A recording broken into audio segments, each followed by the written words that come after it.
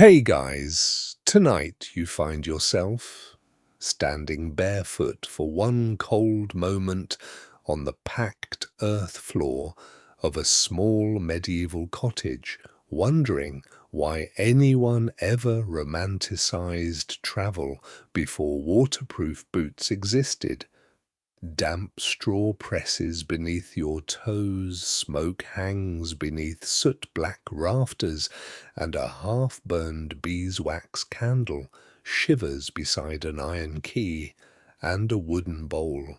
Outside, somewhere beyond the frost-stiff fields, monastery bells sound through the river mist. Your boots wait by the door, still carrying yesterday's mud. A horse snorts in the lane, its breath rising white into winter air, while torchlight flickers against the stones of the village wall. Medieval travel brochures really oversold this experience. You pull on a coarse wool tunic, wrap a fur-lined cloak around your shoulders, and quietly accept that you probably would not last a week out here without somebody telling you which puddle is actually a ditch. So, before you get comfortable, take a moment to like the video and subscribe, but only if you genuinely enjoy what I do here. And while you settle in, comment where you're listening from and what time it is there. Now, dim the lights, maybe turn on a fan for that soft background hum, and let's ease into tonight's journey together. The cottage is hardly awake, though a medieval village is never silent. A hen rustles behind a wicker partition. Someone coughs beneath a wool blanket. Embers in the central hearth glow faintly red whenever a draught slips beneath the oak door. You kneel and hold your hands near them, asking only for a brief truce with the cold. Your journey begins before sunrise because winter daylight is precious. There are no lamps waiting along the road, and once darkness falls, even a familiar track becomes an argument between your feet and every stone in Christendom. You hope to reach another village before evening, perhaps farther, if the road behaves itself. On a low bench sits everything you carry. There is a small linen bag with coarse bread, a hard piece of cheese, 2 onions, and a little smoked fish wrapped in cloth. A leather flask holds weak ale safer and more pleasant than trusting every stream you encounter. Beside it lies a wooden spoon, because travellers who forget spoons eventually discover that pottage does not respect dignity. You count your coins twice. They are not many. A few silver pennies must cover food, perhaps a toll, perhaps a place near a hearth, and whatever inconvenience the road invents. Coins vanish quickly when bridges, ferries, gates, landlords, and innkeepers all develop opinions about your purse. Your belt carries a small knife, useful for bread cord and stubborn knots. A pilgrim might carry a staff, while a merchant may travel with servants or pack animals. You have one pair of boots and an optimistic relationship with the weather. Before leaving, an older woman near the hearth presses a sprig of dried herb into your hand. She says it is rue, though in the dim light it might be something else entirely. Travellers sometimes carry herbs, charms, scraps of blessed cloth, or tiny tokens connected with saints. Some swear that a particular plant keeps away fever or ill fortune on the road. No one can quite agree whether such things work, but refusing a protective herb before dawn feels unnecessarily bold. You tuck it into your pouch. The oak door opens with a low wooden complaint, and winter enters immediately. Outside the lane is silver with frost. Roofs of thatch sag beneath moisture. Thin smoke rises from several houses, then bends with the wind. The village smells of damp earth, wood smoke, livestock, and the sharp, clean edge of cold air. Your boots sink slightly where yesterday's churned mud has not frozen solid. You pass a small roadside cross near the cottages with greenery left at its base.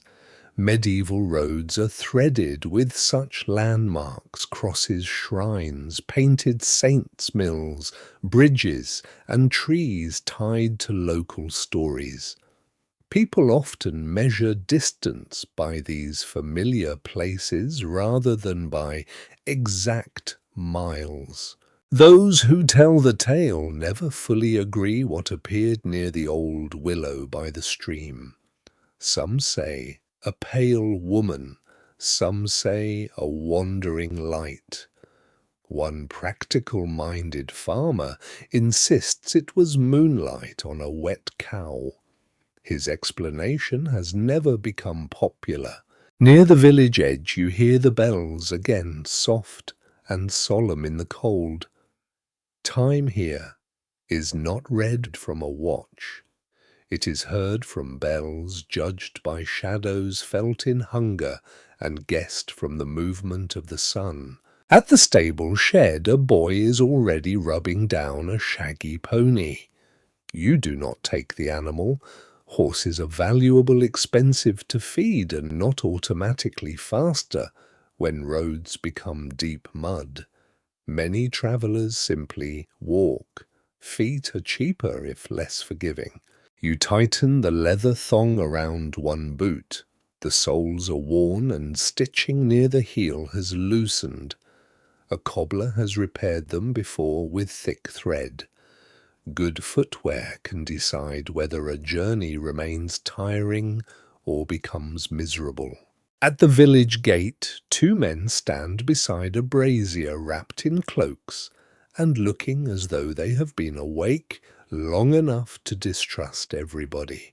One recognizes you and lifts a hand. The other studies the road beyond the wall.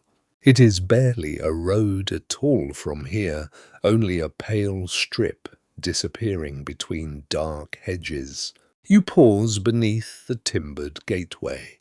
Behind you are the sounds you know, a bucket striking stone, a dog barking, someone chopping wood, the murmur of a household waking. Ahead is quieter country, hidden beneath mist.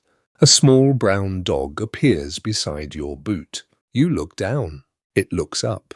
Neither of you has invited the other. You step forward and it follows. The first stretch slopes gently toward the river meadows. Frost breaks beneath your feet with a soft crunch. Your breath hangs before you. Every few steps, wet grass brushes your cloak hem, and soon the wool darkens with moisture. The village gate recedes behind you. For a while you hear the monastery bell, then only faintly, then not at all. You are on the road now, carrying bread coins, a doubtful herb, and the growing suspicion that the dog has made a decision on your behalf. The dog trots beside you as though the road belongs equally to both of you, which in fairness may be closer to the truth than any royal charter would admit. The pale strip widens beyond the river meadow, though calling it a highway requires confidence, usually reserved for kings, tax collectors, and men who never walk through it after rain. The ground is frozen on top, but soft beneath. Each step breaks the thin crust, and your boots sink into brown mud with a quiet, sucking sound. Wagon wheels have cut deep grooves through the road, some narrow and recent others broad enough to hold yesterday's rain. Where carts have avoided the worst ruts, new tracks spread outward towards the hedges.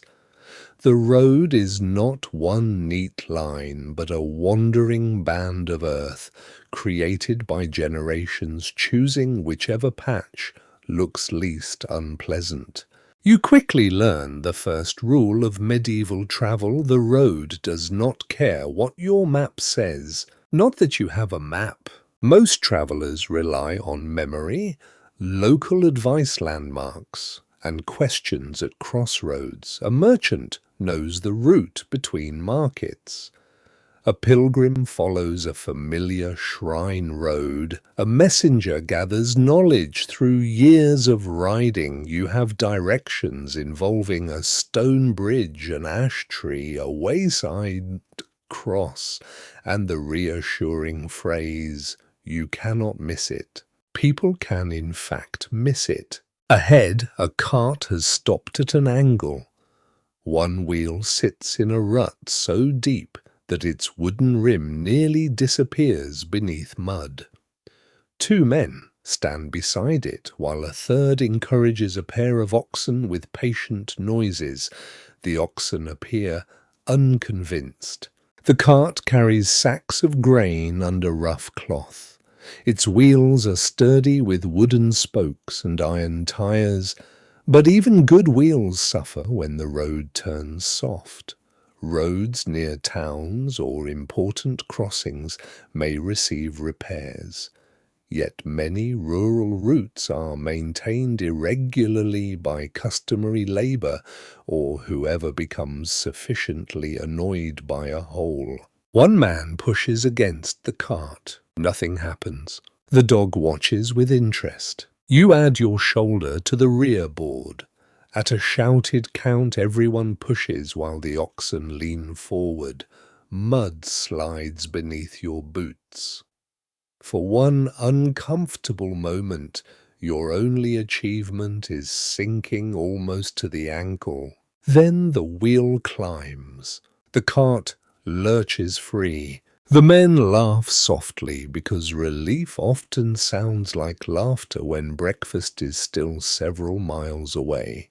The oldest traveller wipes his hands on his tunic and warns you to avoid the left fork at the next stand of alders. A wagon broke there 3 days ago, and the road beside it has become worse. You nod, storing the information carefully. This is how roads are understood: rumour layered upon memory. Some swear that certain crossroads are unlucky after sunset. Crossroads occupy a peculiar place in medieval imagination, used for meeting, trading, preaching punishment, and stories nobody repeats the same way twice. A traveller may cross himself near one associated with a death or burial. Even now it is hard to tell whether such caution comes from faith fear or the sensible suspicion that lonely intersections attract trouble. By mid-morning, frost begins to soften. The road becomes shinier.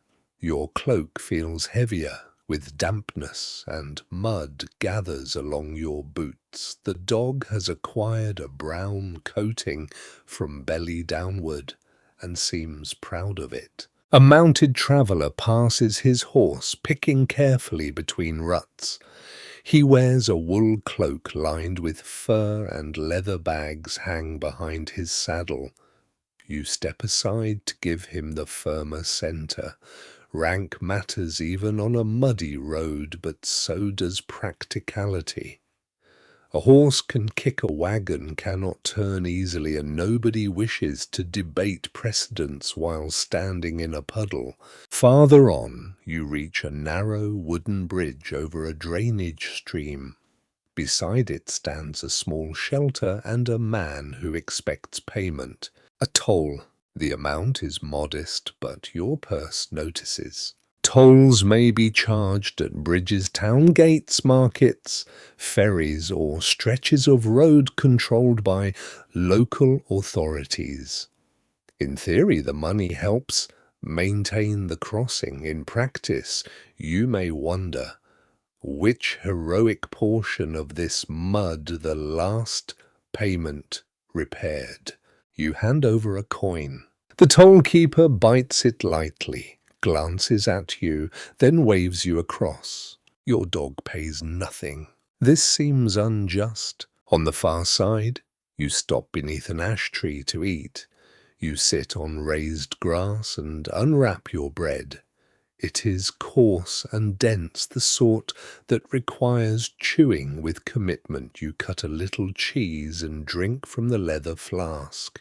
The dog sits precisely 1 arm's length away. You ignore it. The dog continues sitting. You break off a corner of bread. This is how negotiations begin. While you eat, 2 women carrying baskets pass towards the village behind you. They warn that a ditch has flooded beyond the next rise. One recommends the higher track along a field boundary. The other insists the lower road is faster. They disagree until they disappear around the bend. No one can quite agree whether the higher track is truly safer, and this uncertainty feels strangely representative of medieval travel. You choose the higher path. It climbs beside hedges woven with bare branches. Beyond them stretch winter fields beneath a washed-out sky. A ploughman works in the distance with an ox team moving so slowly the whole landscape seems to breathe around him. The track narrows. Here the king's highway feels less royal than ever. You pass a broken wheel abandoned beside the hedge, half buried in leaves. One spoke is snapped and moss gathers along the rim. Perhaps its owner returned for it, perhaps not. You touch the leather pouch at your belt, checking the coins are still there. The dog noses the wheel, sneezes and moves on. By late morning, the road rises enough for you to look back. Your village has vanished behind mist and low hills. Ahead lies only the track, a distant stand of trees, and the line where fields meet open country. The mud thickens, your boots grow heavier, and still you continue, because medieval journeys are measured less by speed than persistence. One hedge, one rut, one bridge, one uncertain turning at a time. The higher track carries you away from the worst of the mud and out across country that feels suddenly wide and exposed. Hedges fall lower here. Trees become scattered shapes against a pale sky, and the winter fields stretch ahead in long brown strips edged with frost. The wind has room to gather itself, and it reaches you without apology. You pull your cloak tighter. The little dog does not appear troubled. It trots ahead, pauses to inspect a frozen tuft of grass, then returns as though checking that you have not managed to get lost during the last 20 paces. Your boots crunch over ground that has remained frozen where the sun has not yet reached it. Along the edges of the track, puddles wear thin skins of ice. When your heel catches one, it breaks with a quiet crack, revealing dark water underneath. The countryside is not empty, even when it looks so. Every field belongs to someone, or rather to a complicated arrangement of lord-tenant custom, obligation and memory that everybody nearby understands better than you do. Narrow strips of cultivated land lie beside rough pasture. Some boundaries are marked by hedges, others by ditches, old stones, trees, or simple knowledge passed from one generation to another. Near a low ridge stands a weathered stone marker. You slow beside it. A shallow cross has been carved into one face, softened by years of rain. Such markers may indicate a boundary, a road, or a place where travelers are encouraged to remember a prayer. Some have stories attached to them, usually stories that become more interesting each time they are told. A shepherd you pass claims this stone once moved during the night. You look at it. It does not look ambitious. Still, some swear that boundary stones should never be shifted, because misfortune follows anyone who disturbs them. Whether that belief protects the supernatural order or merely discourages neighbors from stealing one another's land is difficult to say. Medieval superstition often has an unexpectedly practical side. The shepherd raises his staff in farewell and returns to his sheep. You continue. A cluster of peasants works in a field farther ahead, gathering brushwood from the edge of a coppiced grove. Even in winter, work does not stop. Fences require mending, animals need feeding, firewood must be collected, tools are repaired beside hearths, grain is guarded in storehouses, and manure is spread where the next season's crops will need it. One man wears a hood pulled low over his ears. Another has wrapped strips of cloth around his hands against the cold. Their clothing is patched but carefully maintained. Wool is too valuable to discard merely because a sleeve has met several difficult years. A woman carries a bundle of sticks on her back, using a strap across her shoulders. She pauses as you approach. Travelers attract attention. You could be harmless, troublesome, hungry, lost, diseased, wealthy, poor, honest, dishonest, or carrying news. On a road where information moves at the speed of feet and horses, even an ordinary stranger may be interesting. You offer a greeting. She tells you the track ahead remains passable, though the low ground near the stream is flooded. Then she looks at your dog. Yours. You look down. The dog looks up. You say nothing. The woman laughs and walks away. Apparently, the matter is settled. By midday, the sky brightens without becoming warmer. A thin sun glows behind cloud, enough to make frost shine along the furrows. You stop beside a hedge where the earth rises into a dry bank and rest your legs. Your bread is harder now. You tear off a piece anyway. The dog receives a smaller portion than it believes appropriate. From somewhere beyond the fields comes the faint ringing of a handbell. You cannot see its source at first. Then a figure appears along another path, leading a small pack animal. Bells may warn of livestock, announce travelers, accompany religious processions, or simply help someone keep track of an animal in poor weather. Sound travels strangely across open winter ground. For several minutes that bell seems nearer than the person carrying it. You drink a little ale and watch rooks move over the fields. People pay attention to birds, a crow crossing a path, an owl calling at the wrong hour, or a flock behaving strangely may be treated as an omen by those inclined to such things.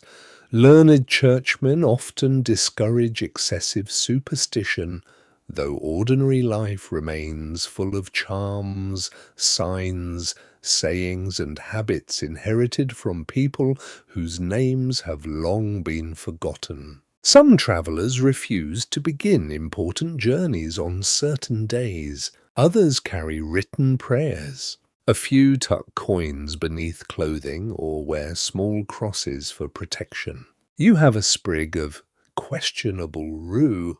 It feels adequate. When you rise again, your knees complain. The road passes a manor farm enclosed by a timber fence. Inside, cattle crowd near a thatched shelter. Their breath rises in pale clouds. A boy forks hay from a stack, while a large black dog watches you from beside the gate. Your small brown companion immediately becomes very interested in walking behind your legs. The black dog gives one deep bark, then another. You keep moving. Medieval dogs serve many purposes, guarding houses, herding animals, hunting, keeping vermin away, and loudly informing every traveler that the road has become personally offensive. The farm dog follows the fence until you pass beyond its boundary. Your companion emerges again and resumes its earlier confidence. Very brave. Once the farm disappears behind you, the road bends toward another wooden cross. This one carries scraps of faded cloth tied around its base. Perhaps pilgrims left them. Perhaps local people associate the place with a healing saint. A small hollow nearby contains water, and someone has placed 3 smooth stones beside it. Those who tell the tale never fully agree whether the spring cures sore eyes, aching joints, or simply thirst. You decide not to test the more ambitious claims. Still you pause. You touch the cross briefly, partly from custom, partly because the road ahead looks long. Then you move on through the open fields. The afternoon wind brushes the frost away grain by grain. Behind you, the track seems almost delicate beneath the winter sky. Ahead, the land begins to rise toward a darker line of trees. The forest. For now, however, you remain among fields, hedges, distant cottages, and quiet labor. The world is cold, but inhabited, watched by shepherds, farm dogs, saints carved in stone, and perhaps 1 or 2 moving boundary markers with suspicious, nocturnal habits. Your own dog trots beside you, and the road carries you steadily onward. The dark line of trees grows slowly until it stops being a distant boundary and becomes a wall. Frost gives way to damp leaves, and the wind loses its long, clean voice beneath the branches. Here every sound seems closer. Your boots enter a road pressed between oaks, beeches, and thorny undergrowth. Fallen leaves conceal stones' roots and shallow holes, so each step becomes a small negotiation. The dog lowers its nose and begins reading the forest with far more confidence than you can manage. A cold drop lands at the back of your neck. The forest has officially noticed you. The road is wider than a footpath, but narrower than the King's Highway you imagined that morning. Cart ruts run through it, partly filled with black water. In places, travelers have moved around fallen trunks until several tracks weave among the trees. You choose the one with the fewest puddles, which is how medieval road engineering often feels from the traveler's side. Not every woodland belongs to everyone. People gather firewood, graze animals, cut timber, hunt, make charcoal, and led pigs to feed on acorns according to rites that have been argued about for generations. A little farther on, you smell smoke. Through the trees you see a low mound covered with turf and soil breathing thin smoke from several openings. Beside it stands a charcoal burner in a hooded cloak, his face darkened with soot. He tends the mound, carefully controlling the air so the wood within chars slowly instead of bursting into flame. He looks like someone the forest has been quietly cooking. You greet him. He tells you the road bends east after the stream and warns that a tree fell during the last storm. Then, after studying your boots, he suggests you avoid the hollow beyond it because the mud there has swallowed a mule nearly to the belly. You thank him. The dog receives a scratch behind the ears. Apparently everyone likes the dog more than they like you. You continue beneath the trees. Charcoal burners often sleep near their mounds because a badly watched burn can ruin days of labor. Their charcoal feeds smithies and kitchens far beyond these woods. The track descends. Soon you hear water moving over stones. A stream crosses the road without the courtesy of a bridge. It is shallow, but winter rain has widened it. Flat rocks rise above the current, slick with moss. You pause at the edge. The dog walks straight through. Of course, you place one boot on the first stone and test your weight. The second is stable. The third shifts slightly, and cold water washes over the side of your boot. You recover before falling. Your dignity survives, though only because nobody important is watching. On the far bank, you stop to adjust your cloak and discover that one foot is damp. Wet feet are no small matter on a winter road. Travelers stuff wool rags or dry plant material into footwear and seize chances to warm themselves whenever shelter appears. You walk faster for a while to bring warmth back into your toes. The forest thickens quite suddenly. A jay cries somewhere above you. Branches scrape against one another. Once, something large moves through brush on the slope, and you freeze. The dog freezes too. A deer appears between two trunks, watches you for a moment, then bounds away. You release a breath you did not realize you were holding. Some swear that meeting certain animals on the road foretells what lies ahead. A hare crossing your path may trouble one traveler while delighting another. Wolves occupy a darker corner of stories, though travelers fear human thieves just as much as beasts. No one can quite agree where practical caution ends and superstition begins, especially when daylight fades beneath heavy branches. At a fork, someone has nailed a tiny wooden cross to an oak. Beneath it rests a bundle of dried plants tied with red thread. You do not touch it. A charm may be a prayer, a healing custom, a warning, or simply something left by a person who had reasons of their own. Even now it is hard to tell whether such objects are meant to protect travelers from sickness, spirits, bad luck, or all three at once.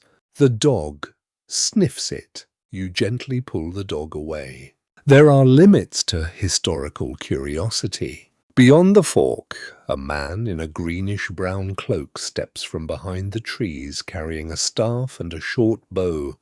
For one uncomfortable instant, you wonder whether every frightening road story has finally decided to become real. Then you notice the badge at his shoulder. A forester. He asks where you are bound. You name the road and the settlement beyond the woodland. He studies you, then points with his staff. Keep to the main track. Do not cut across the hunting ground. Do not take fallen timber larger than what you can carry by hand. And if you hear hounds, step aside. His tone suggests that the hounds outrank you. You assure him you understand. Before leaving, he glances at the dog. Yours. Again. You look at the animal. The dog wags its tail. You surrender. Yes. The word feels strangely official. The forester nods and disappears among the trees. By late afternoon, the forest has changed colour. Grey trunks darken toward blue. Moss seems brighter against wet bark. The road is still visible, but distances become deceptive.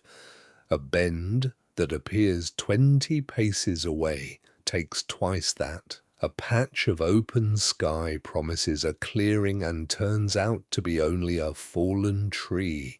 Those who tell the tale never fully agree why travellers become so easily confused in old woods.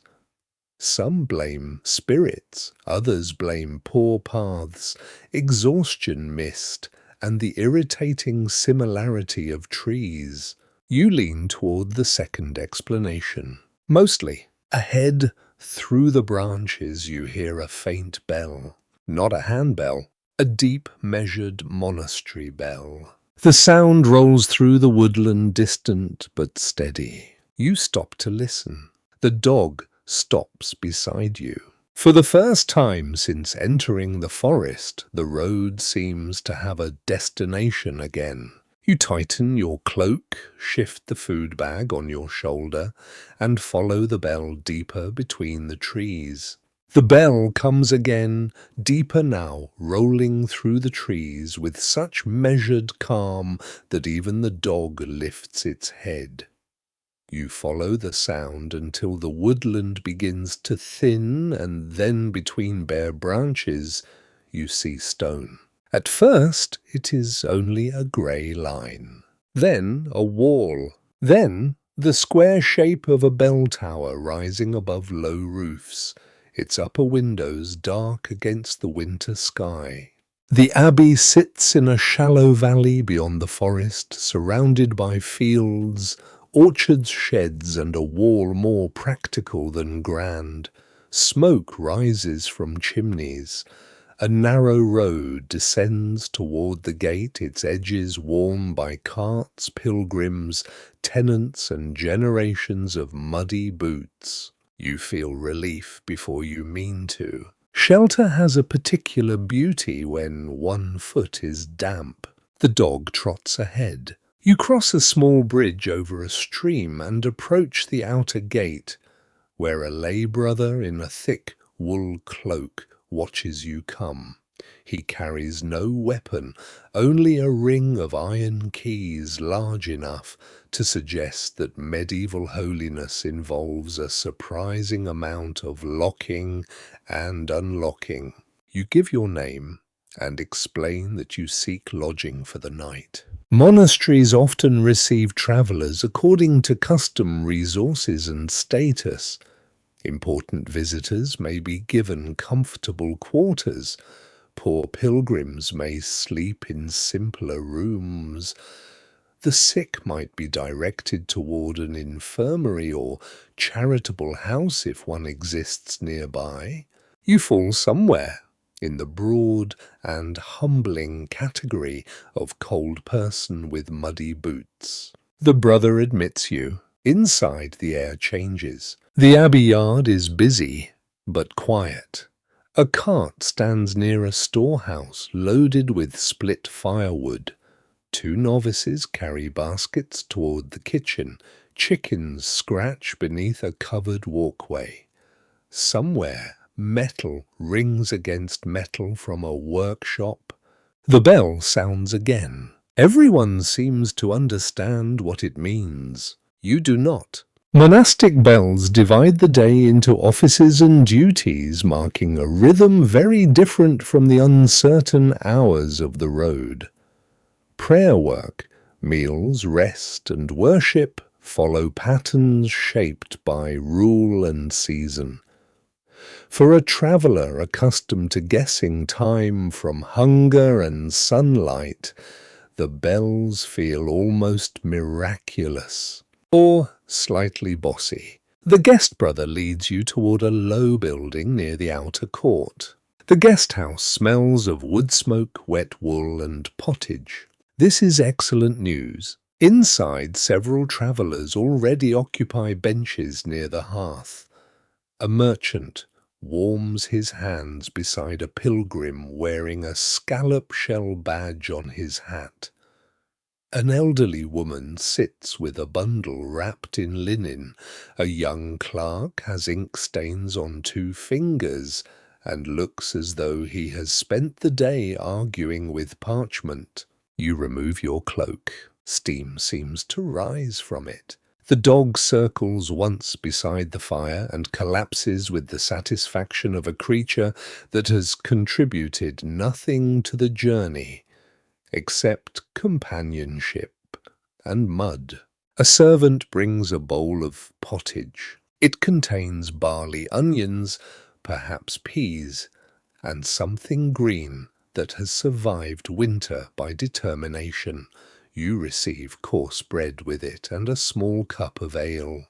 After cold miles, it tastes magnificent. Medieval meals are often built from grains, legumes, vegetables, bread, and whatever local or seasonal foods can be spared.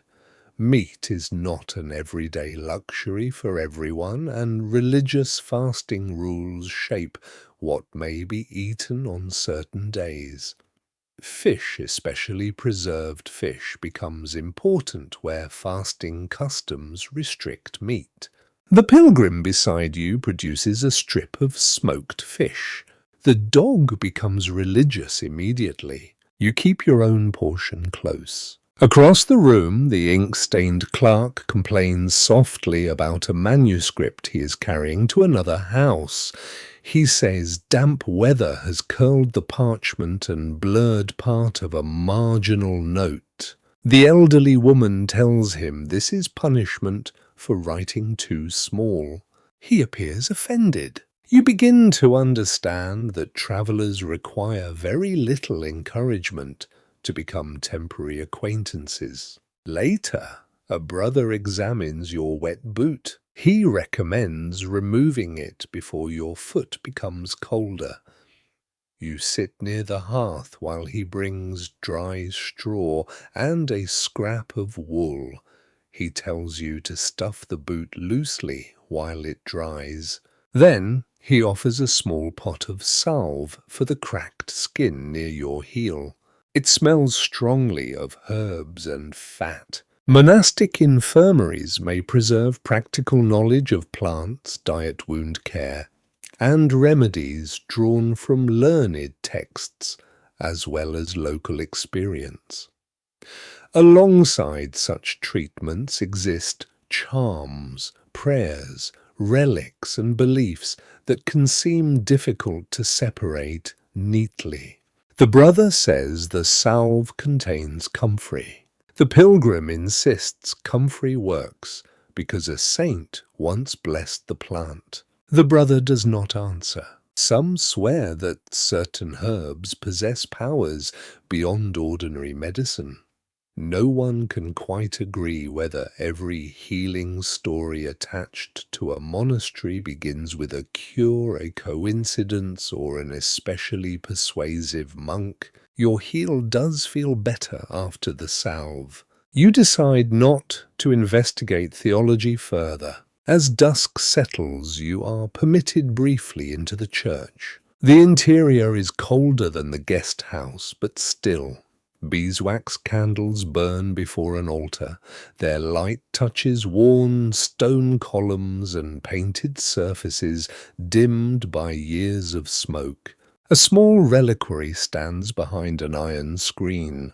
The pilgrim whispers that it contains a fragment associated with a local saint. The merchant whispers that another abbey claims to possess the same thing. You remember the doubtful herb in your pouch? Medieval Europe contains many relics, and travelers seek them for devotion, healing, protection, or hope. Authenticity can be debated even at the time. Those who tell the tale never fully agree how some relics reached the places that treasure them. Faith, however, does not require good paperwork. The bell rings again. You return to the guest house. Night presses against the shutters. The fire settles lower and damp cloaks hang along pegs near the wall. Straw covers part of the floor, helping absorb dirt and moisture. A brother carries in fresh rushes for another corner, their dry smell mixing with smoke. You receive a wool blanket and a place against the wall. It is not luxurious. It is wonderful. The dog curls beside your feet. From somewhere beyond the guest house comes the faint sound of chanting, then silence, then the slow rhythm of another bell. You lie back on the straw, warm for the first time since dawn. Tomorrow the road continues, but tonight stone walls, coarse bread, monastery bells, and a suspiciously effective herbal salve are enough. The next bell wakes you before the sky has properly decided to become morning. For a while you lie beneath the wool blanket and listen to the abbey stirring around you. The fire has burned low, leaving only a red glow beneath grey ash, and the air beyond your blanket is cold enough to make remaining still feel like an act of wisdom. The dog is already awake, watching you with the patient expression of a creature that has no boots to lace. Your cloak has dried during the night, though it still smells of smoke and wet wool. Your troublesome boot is warmer now, packed with dry straw, and the salve on your heel has done its work well enough that standing no longer feels like an argument. Before leaving, you receive a little bread and a ladle of thin morning ale. A brother at the guest house door presses 2 fingers briefly against your shoulder in blessing. Then the gate opens. Outside, frost lies across the abbey road. You are not alone. Several travellers are gathering beyond the wall, the pilgrim with the scallop shell badge, an older man carrying a long ash staff, 2 women with linen bundles, a young fellow with a satchel, and a merchant's servant leading a small mule. Their breath hangs in the air. Without ceremony you fall in with them. This is how company often forms on medieval roads. No agreement is signed, no leader is appointed. One traveller walks in the same direction as another, and soon several strangers become a temporary household held together by distance. The pilgrim walks beside you. His badge catches the weak morning light. Pilgrim badges can be bought near important shrines and worn on hats, cloaks, or bags as signs of journeys completed or devotions undertaken. Some are shaped like shells, saints' crosses, keys, or tiny images associated with holy places. Your companion taps his badge. He tells you he has carried it for 3 years. "It has protected my hat from looking plain," he says. You decide that counts. The road runs between low fields and bare hedges. The group moves at a comfortable pace, not fast enough to exhaust anyone before noon. Pilgrims may travel enormous distances, but distance becomes manageable when divided into shrines, villages, bridges, inns, monasteries, and the next warm place where bread can be found. A staff is more useful than it first appears. The older man uses his to test muddy ground, push aside thorn branches, steady himself on slopes, and discourage an overly curious goose near a farmyard. By mid-morning, you reach a roadside shrine built into a shallow stone recess. Inside stands a small painted figure of a saint beneath a tiny roof. Melted candle wax has hardened along the ledge, and several dried flowers lie nearby. The group slows. One woman crosses herself, and the older pilgrim touches the shrine before you all continue. Travelers often seek protection from saints associated with particular dangers, illnesses, professions, or destinations. A prayer before crossing forests, rivers, or unfamiliar country can provide comfort where practical control is limited.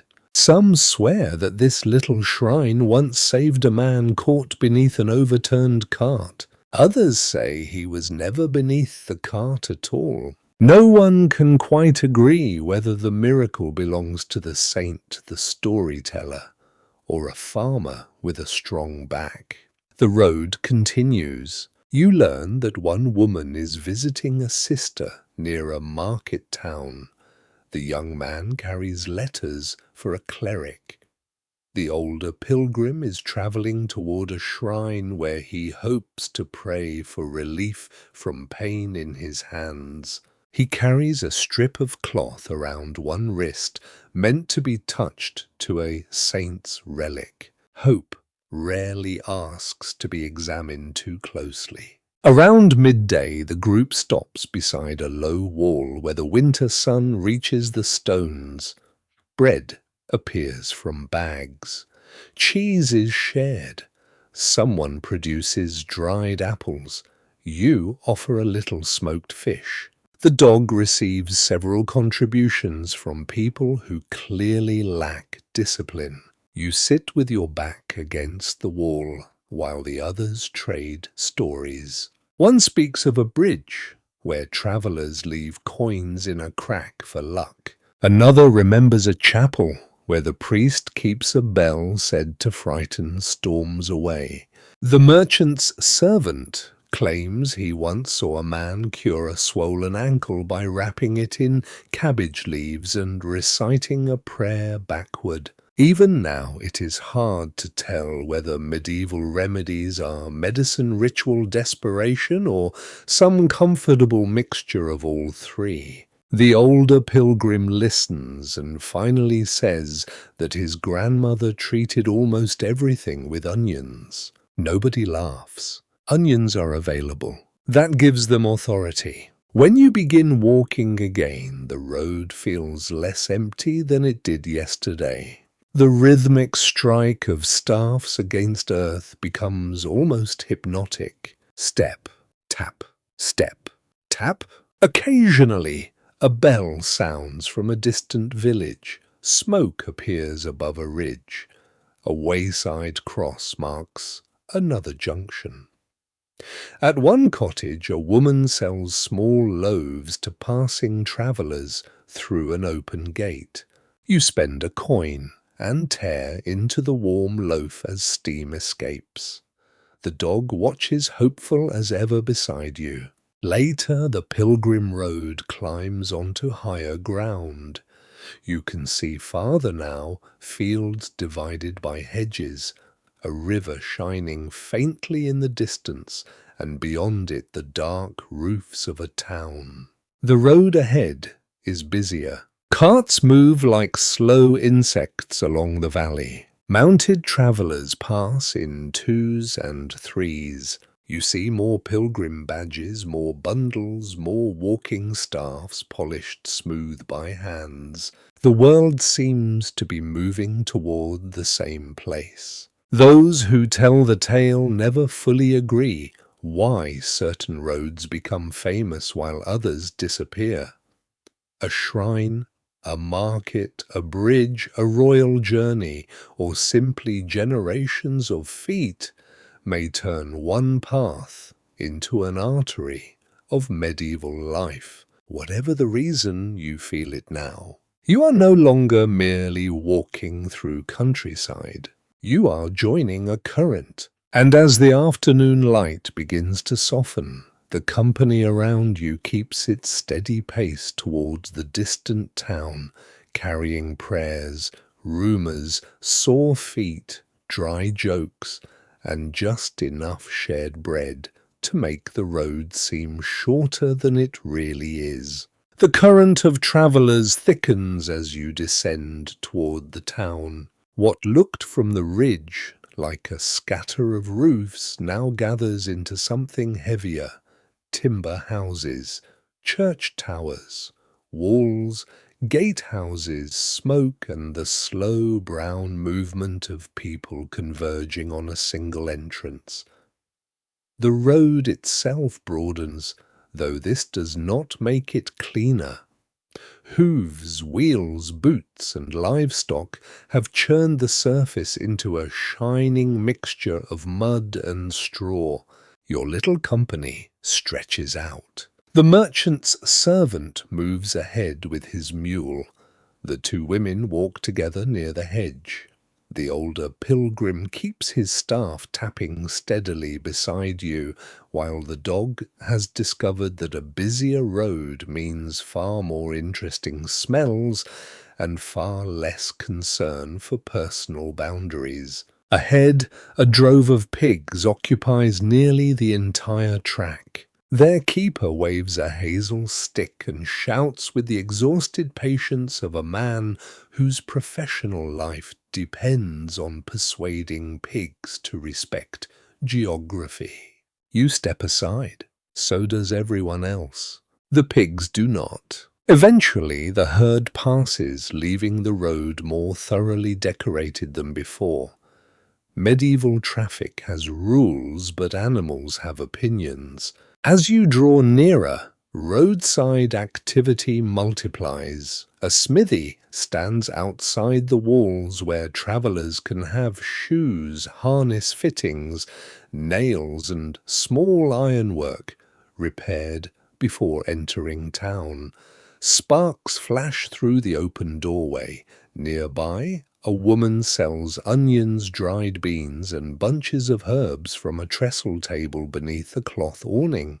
A boy carries baskets toward the gate. A cart loaded with firewood creaks past. Two mounted men in fur-lined cloaks overtake everyone, their horses picking carefully through the ruts. Then the road narrows at a stone bridge. This is where progress slows. A line of carts waits before a toll collector seated beneath a small shelter.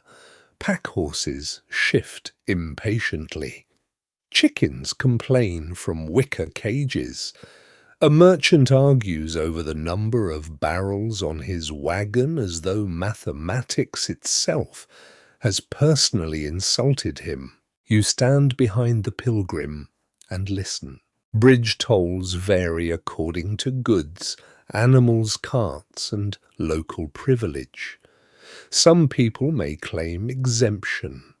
Others produce documents, seals, or arguments of remarkable endurance. The toll supports, at least in principle, the bridge and the authority that controls it. You look at the cracked parapet. The bridge appears to have received the principal, but perhaps not all of the money. When your turn comes, you pay a small coin and cross. Beneath you, the river moves cold between stone piers. A small boat passes downstream, carrying bundled reeds. Washerwomen work at a quieter bank farther away, beating cloth while keeping one eye on the traffic above. On the opposite side, the town wall rises close enough to block the sky. Its stones are damp and stained. Timber hoardings project near the gate tower. A carved religious image occupies a niche beside the entrance, blackened by smoke from lamps and weathered by generations of hands. Travellers pause before it. Some cross themselves. One woman touches 2 fingers to the stone and then to her forehead. Some swear that passing beneath a gate without acknowledging its saint invites trouble inside the walls. No one can quite agree whether this is devotion habit or simply what people do because their mothers told them to. You decide courtesy towards saints costs nothing. The gate itself is busy. Guards stand beneath the arch with spears resting against the wall. One checks bundles. Another questions a cattle dealer. Town gates are points of defense, taxation, regulation, and information. They may close at night, sometimes leaving late travelers outside, no matter how sincerely they insist they can see an inn just beyond the wall. This makes your arrival before dusk especially comforting. The older pilgrim is waved through. You are stopped. The guard looks at your pouch, your muddy cloak, then the dog. Trade, you shake your head. Pilgrimage, travel. He looks mildly disappointed by the lack of a more useful category. He asks where you came from and where you intend to stay. You answer as best you can, naming the abbey behind you and admitting you have not yet chosen lodging. The guard nods, then points towards the market square. You step beneath the gate. Sound folds around you. After fields and forest, the town feels almost enormous. Hammers ring from workshops, vendors call from stalls, wheels grind over stones, geese hiss beneath tables. Somewhere a church bell sounds, while another bell, smaller and sharper, marks activity near the market. The smell changes with every few steps. Bread smoke, horse dung, onions, leather fish, wet wool, hot metal. Houses lean over the narrow street upper floors, projecting above timber frames. Water runs along a shallow gutter. You keep close to the wall when a cart passes, learning quickly that medieval streets offer pedestrians the ancient privilege of getting out of the way. The dog remains beside your heel. Your companions begin to separate. The women turn toward another street. The merchant's servant disappears into the crowd. The older pilgrim heads for a church where travellers may ask about lodging. Before leaving, he raises his staff in farewell. Perhaps you will meet again. Road friendships often last only as long as the road allows. You continue toward the square. Merchants are already setting up for tomorrow's market. Canvas coverings are tied over stalls. Barrels are rolled beneath awnings. A fish seller packs remaining stock with salt. A baker carries trays indoors while the warm smell of bread briefly overwhelms everything else. Market rules can be strict. Measures may be inspected. Prices may be watched. Goods sold under false weight can bring punishment and public embarrassment.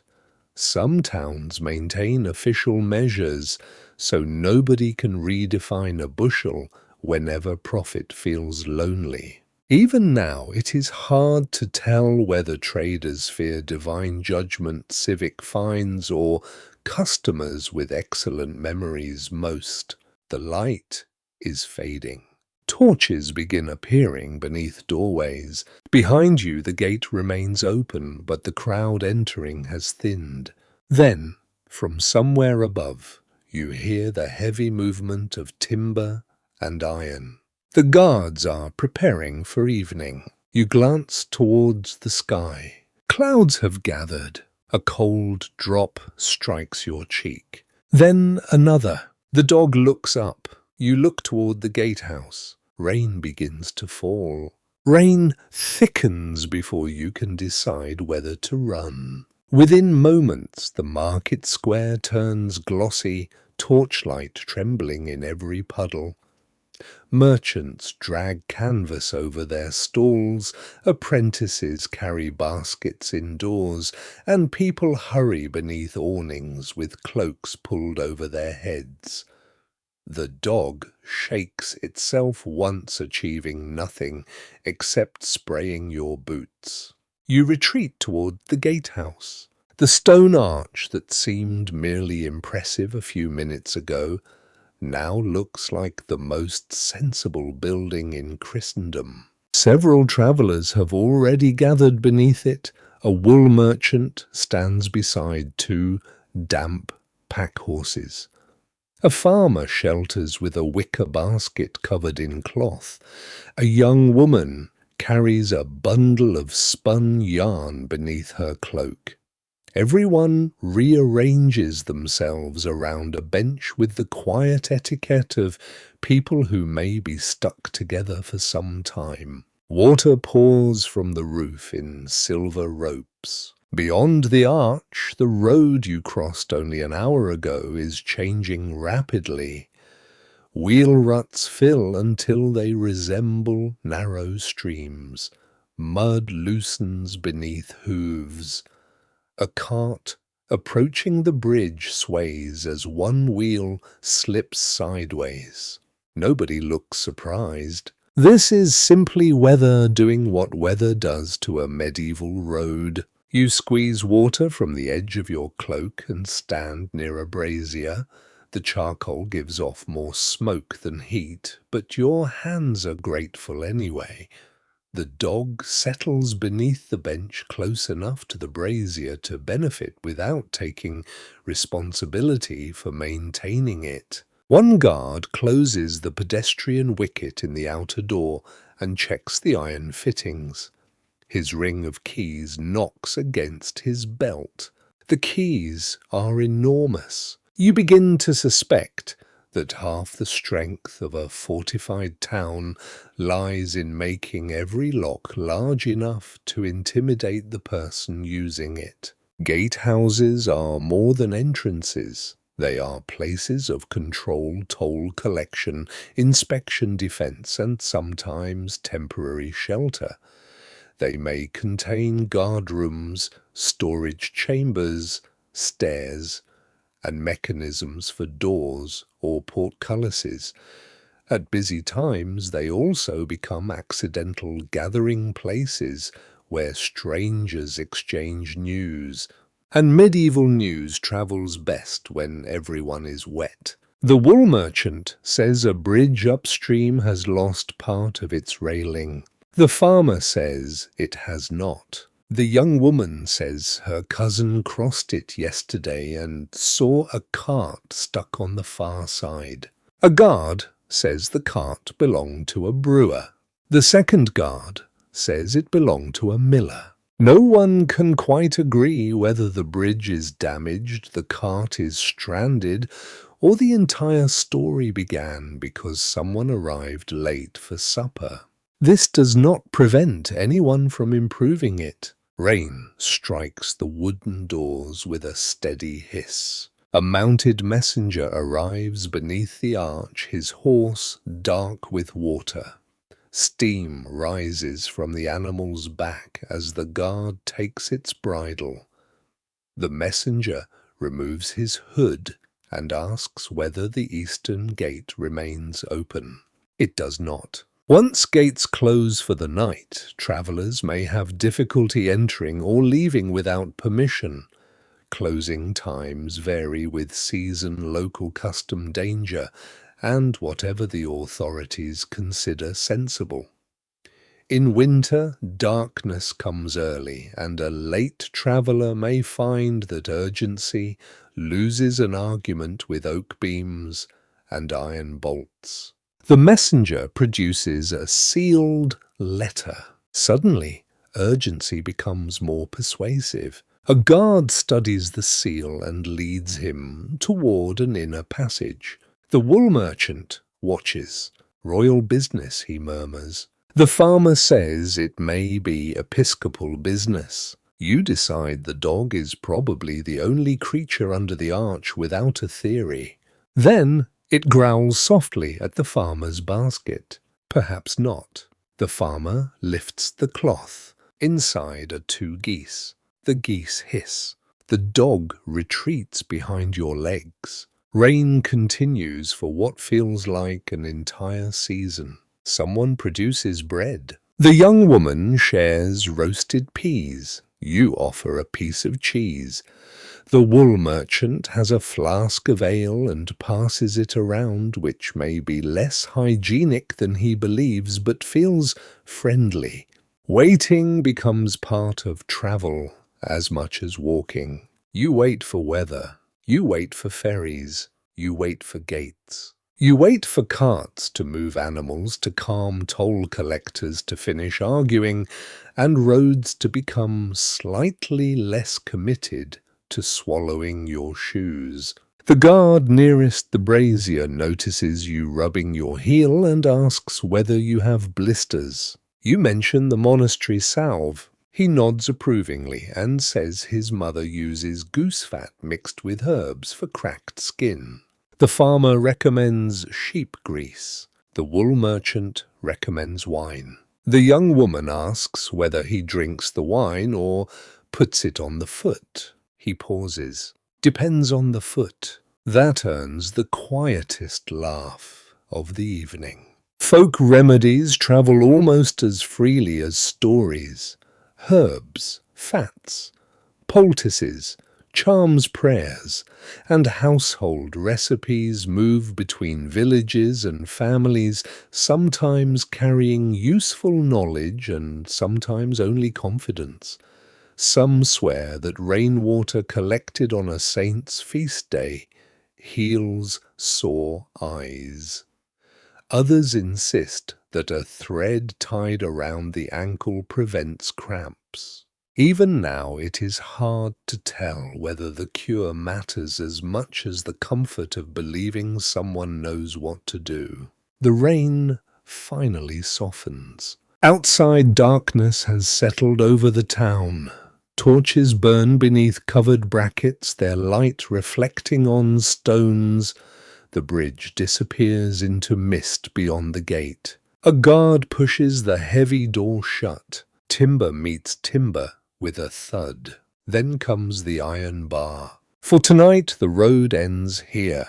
You gather your cloak and call softly to the dog. The farmer tells you of an alehouse 2 streets away with cheap sleeping space above the common room. The wool merchant confirms it, though he warns that the roof leaks near the back wall. This somehow qualifies as a recommendation. You step away from the gatehouse and into the wet street. Water drips from eaves. Smoke hangs low between buildings. Somewhere nearby, a signboard creaks in the wind. The dog follows. Behind you, iron keys turn in a lock. Ahead, warm orange light spills from an alehouse doorway, carrying the smell of bread smoke and something frying in fat. After an evening of waiting beneath stone, it feels almost luxurious. You cross the street toward it while the rain settles into a whisper behind you. Warmth reaches you before the door fully opens. The alehouse common room glows amber beneath soot-black rafters, crowded with smoke-wet cloaks, wooden benches, and the low murmur of people grateful to be indoors. A fire burns in a broad hearth at one end, where an iron pot hangs over coals. The smell of onions, ale, damp wool, and smoked fish settles around you like another cloak. You step inside. The dog enters first. Naturally, an innkeeper with a red face and rolled sleeves looks over your muddy boots, your travel bag, and your companion. He names a price for supper and a place to sleep upstairs. You hesitate only long enough to make the negotiation respectable. Then you pay. Travel has been teaching your purse to become lighter with impressive efficiency. You remove your cloak and hang it beside several others. Water drips steadily onto the rushes scattered across the floor. Fresh rushes help absorb dirt spills and moisture, though the older layer underneath may hold enough crumbs, ash, straw, and history to make close investigation unwise. The innkeeper points you toward a bench. A thick slice of stale bread serves as your trencher. Onto it comes pottage onions softened in broth, a piece of smoked fish, and a spoonful of peas. The bread absorbs juices as you eat, and when the meal is finished, what remains may be eaten, given away, or offered to an animal. The dog already understands the final option. You keep the trencher safely between your elbows. Ale arrives in a wooden cup. It is cloudy, mild, and warming. Ale is ordinary food as much as drink in many households, brewed in varying strengths and consumed by people who would find modern ideas about beverages unnecessarily complicated.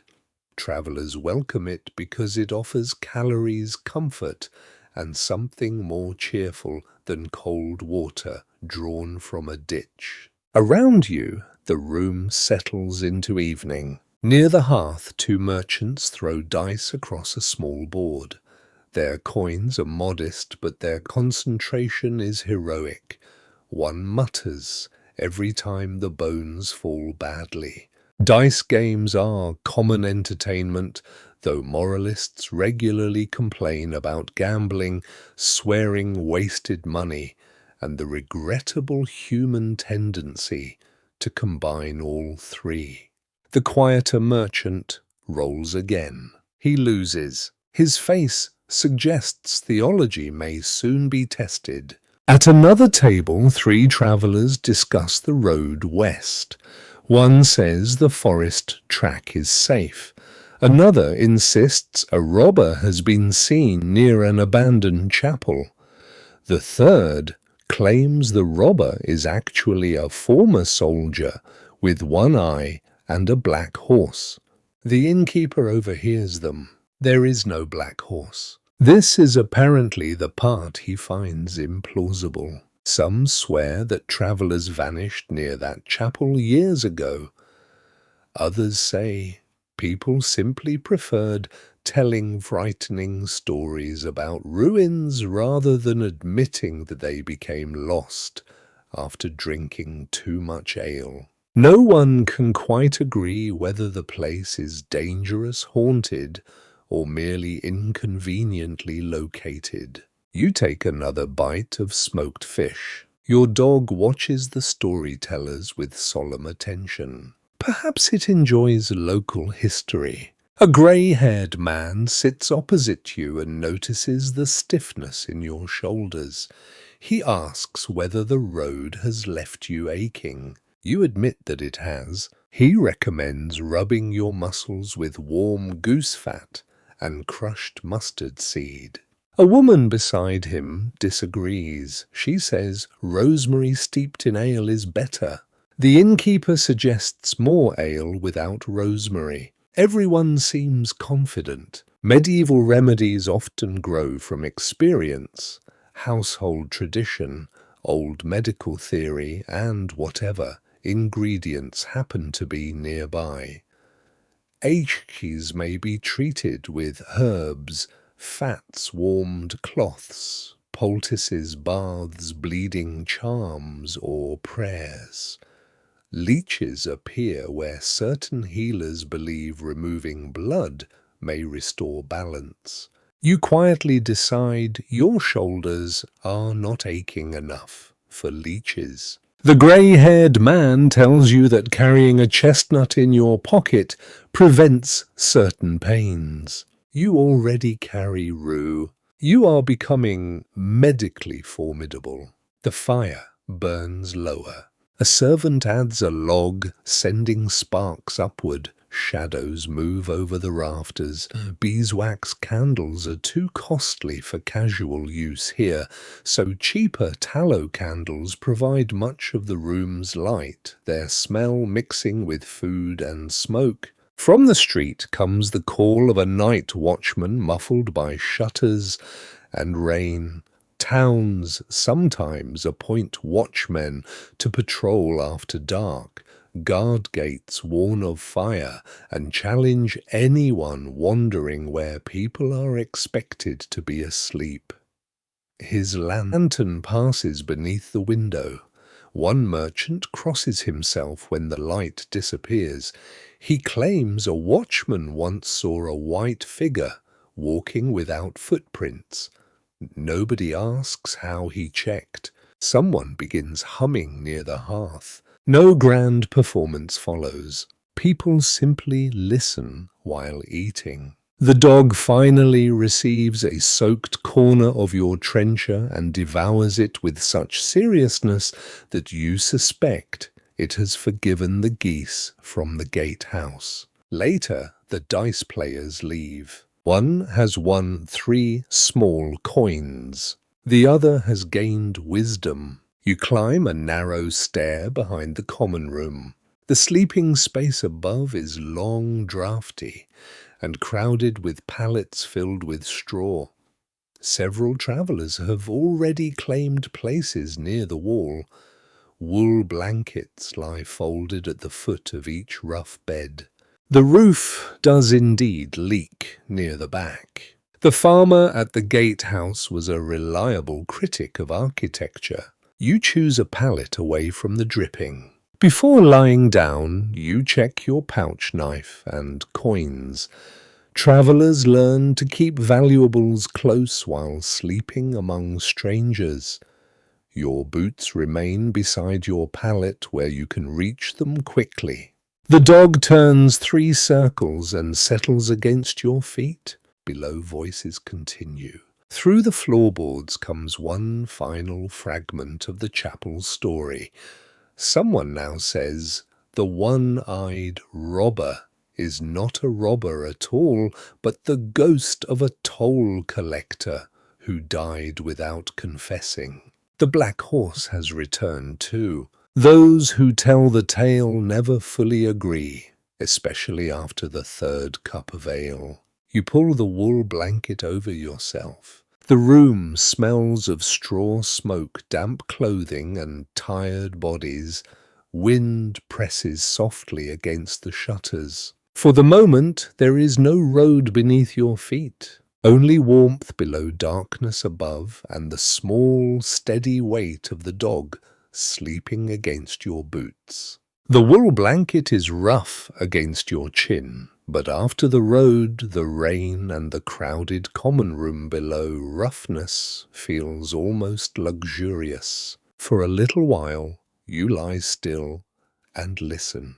The alehouse settles by degrees rather than becoming quiet all at once. A bench scrapes across the floor beneath you. Someone laughs once, then coughs. A door closes.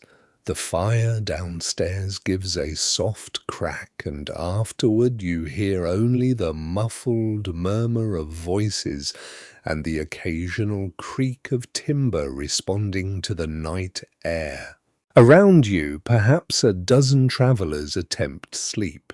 Attempt is the important word. One man snores with the confidence of a cathedral organ. Another mutters in his sleep. Somebody near the far wall turns over every few minutes, making the straw inside his pallet rustle like dry leaves. The sound is oddly soothing until you remember that the straw may contain more life than the person lying on it. You scratch your ankle. Then you stop. There are certain medieval questions better left unanswered after dark. Beds in inns and ordinary houses vary widely. Wealthier people may sleep on raised frames with mattresses stuffed with wool feathers or better quality material. Poorer travellers often accept straw pallets, benches, floors, or whatever sheltered surface is available. Blankets matter greatly, especially in winter, and wool remains one of the most dependable barriers between your body and the cold. Privacy matters less, partly because there is so little of it. People sleep near relatives, servants, strangers, animals, or anyone else who happens to occupy the same room. Curtains may provide separation in richer chambers, but here your curtain is darkness and a general agreement not to stare. You shift beneath the blanket. The dog sighs at your feet. Apparently, even he finds your movement disruptive. A tallow candle burns on a stool near the stair. Its flame leans whenever air slips through the shutters. The candle is nearly finished, the wick bent into a black curl, and melted fat has hardened around the base. Beeswax would burn more cleanly and smell more pleasantly, but beeswax is valuable. Tallow is cheaper and far more common in modest settings, though it can smoke smell and attract attention from animals with poor moral judgment. A rat appears briefly beside the wall. The dog's head rises. The rat vanishes. The dog looks at you as though expecting applause. You give him none. Outside, the night watch calls again somewhere along the street. His voice is distant, now passing between timber houses and stone walls. A church bell answers later, marking an hour you cannot precisely name. Medieval time at night is not a glowing number beside your bed. It is bells, candle-length watch calls, prayers cold, and the vague awareness that dawn remains inconveniently far away. A traveller near you whispers a prayer before settling. Another wears a small charm on a cord around his neck. You noticed it earlier, a little piece of bone or wood enclosed in cloth. Some swear that sleeping with certain charms protects against nightmares, fever, or troublesome spirits. Others place herbs near the bed, keep a knife nearby, or make the sign of the cross before sleep. No one can quite agree whether the bad dreams come from indigestion, demons worry cold rooms, or eating too much smoked fish before lying down. After tonight's supper, you decide not to challenge any theory. Your own questionable sprig of rue remains inside your pouch. You reach down and touch the pouch once, mostly, to confirm that your coins are still there. They are. Your knife is beside your belt. Your boots are within reach. These small precautions matter when travelers sleep among strangers. Most people here are likely no more dangerous than you are, but the road teaches caution gently and repeatedly. A loose coin purse is an invitation. A cloak left unattended may acquire another owner. Good boots are worth protecting because walking tomorrow without them would turn inconvenience into disaster. The shutters rattle. Cold air slips across your face. You pull the blanket higher. Someone by the window complains, softly rises and stuffs a folded scrap of cloth into the worst gap. The draft weakens. This simple act feels like engineering. Downstairs, the last voices fade. Now you hear the building itself. Timbers settle. Rainwater drips from the eaves. A horse stamps in the stable yard. The dog dreams paws twitching against your boot. Your heel still carries the faint herbal scent of the monastery salve. You think of the brother with the iron keys, the abbey bells, the pilgrims walking together, the boundary stone that supposedly moved by night and the forest charm tied with red thread. Travel makes memories accumulate strangely. Only yesterday morning your village gate seemed familiar enough to be permanent. Now it feels distant. Those who tell the tale never fully agree how far a person must travel before a road begins changing them. Perhaps it happens after 100 miles, perhaps after crossing a dangerous river, perhaps after the first night spent listening to a stranger snore 3 feet from your head. The cathedral organ man continues bravely. You smile into the blanket. Sleep almost comes. Then something bites your ankle. You slap at it without success. Fleas are common companions in crowded sleeping places, houses, clothing, bedding, and straw.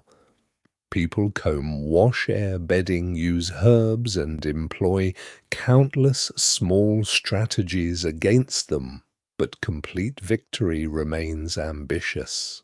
You scratch again. The dog lifts his head. "Do not judge me," you whisper. He settles.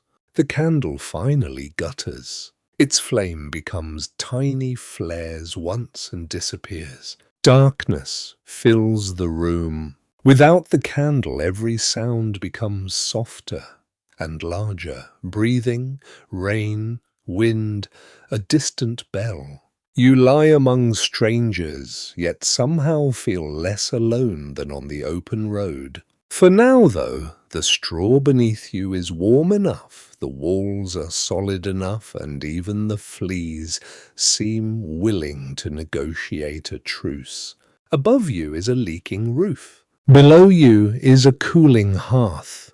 At your feet is a dog you did not own yesterday. And somewhere beyond the town walls waits another morning, another stretch of mud, and whatever the road has decided to break next. Morning arrives reluctantly, as though the town itself would prefer another hour beneath the blankets. A grey light seeps around the shutters. The cathedral organ snorer wakes before everyone else and immediately becomes an ordinary man again, which feels unfair after the authority he displayed during the night.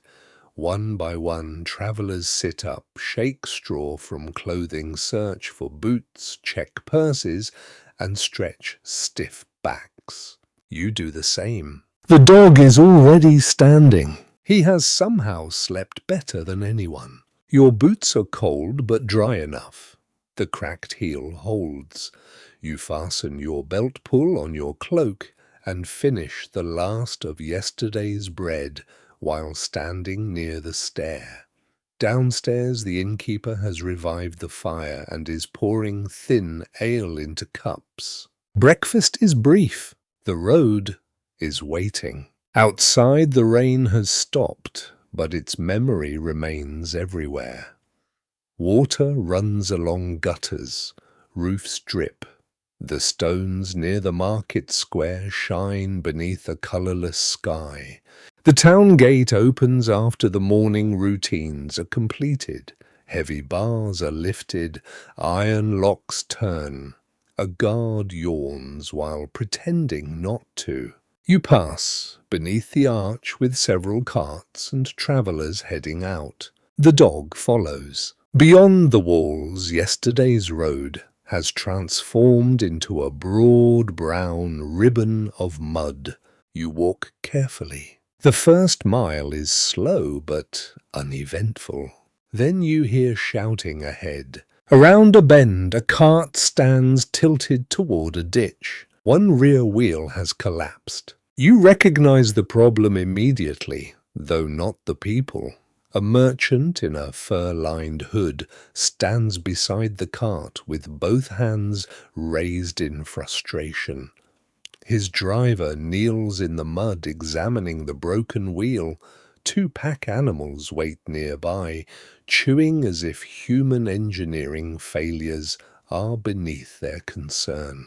The wheel has lost part of its rim and one spoke has split near the hub. A small pile of goods has already been unloaded to lighten the cart-folded wool cloth, a chest, 2 sacks, and several wrapped bundles. You stop. So do 3 other travellers. On medieval roads, a breakdown is rarely a private event. The driver looks up. Can you lift? You can.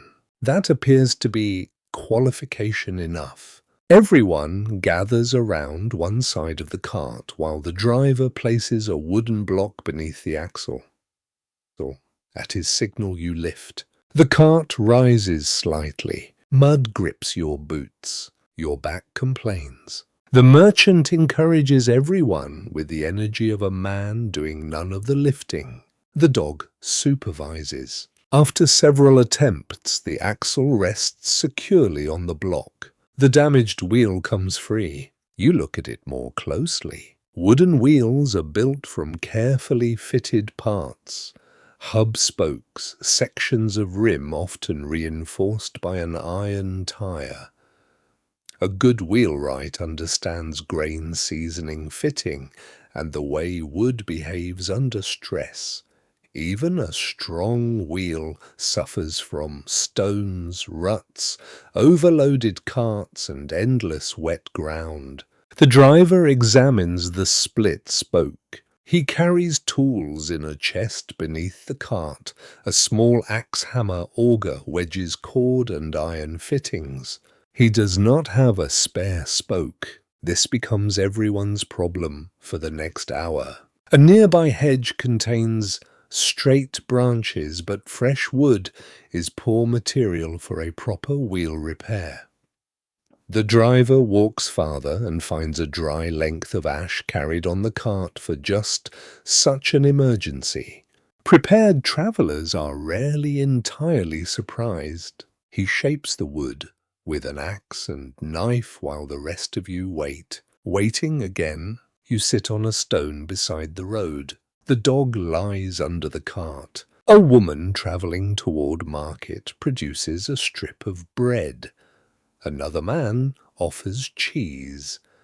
The merchant, perhaps sensing that goodwill is useful when strangers are repairing his property, opens a flask of ale.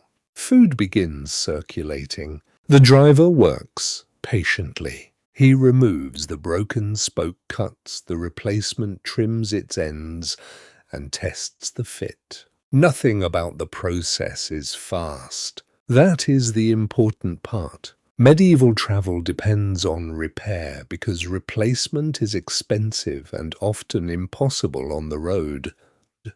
Boots are patched, harness is stitched, cart wheels are bound, pots are mended, clothes are turned, darned, and reinforced. A cracked object is not automatically a useless object. The driver fits the new spoke. Then, an older traveller steps forward with a piece of red wool thread.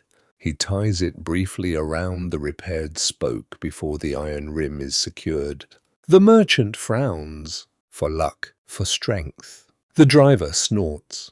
The older traveller shrugs. Some swear that tying coloured thread, making a sign over a wheel, or saying a short prayer can protect a cart from another break. No one can quite agree whether such habits are superstition, custom, or simply something useful to do while waiting for the hammering to stop. The driver allows the thread to remain. It harms nothing. He taps the repaired pieces into alignment, checks the iron tire, and works slowly around the rim. You watch his hands. Skill on the road often looks quiet. No grand speech, no miracle. Just knowledge gathered through repetition. At last, the wheel is returned to the axle. Everyone lifts again. The wooden support is kicked free. The cart settles. For a moment, nobody moves. The driver pushes the wheel. It turns. The merchant smiles as though he has personally invented transportation. The goods are loaded again. One sack has split slightly, spilling a little grain into the mud.